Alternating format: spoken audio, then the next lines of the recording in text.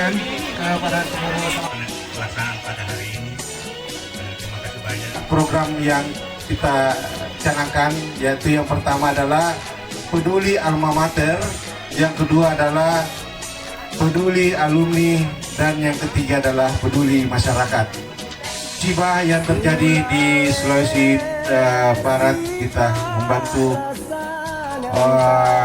lalu mengadakan Jumat Berkah yang terus berlangsung sampai sekarang. Mansa 81 kami fasilitasi untuk seluruh kegiatan dalam rangka reuni 40 tahun daripada ini.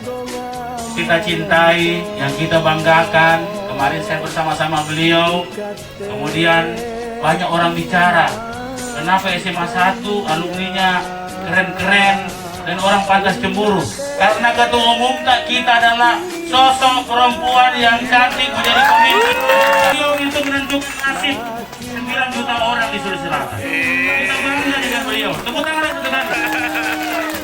Masa 81 lah yang menjadi cikal bakal dibentuknya, ini sejarah loh, dibentuknya alumni Semansa.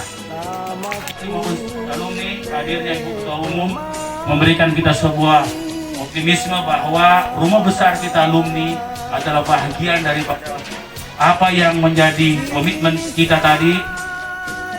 Tiga pengabdian kepada alumni, pengabdian kepada alma mater, dan pengabdian kepada masyarakat. Dan insya Allah doa-doa kita juga menjadi bahagian dari kebahagiaan teman-teman kita yang sudah mendahului kita. Saya bukan ketua DPRD Provinsi Sulawesi Selatan, Kakak.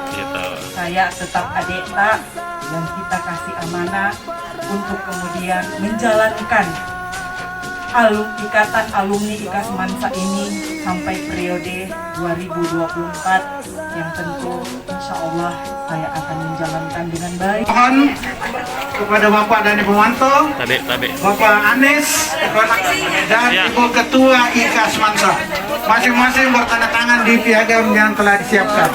Ini sebagai tanda bahwa telah dilakukan launching 40 tahun IKAS Mansa.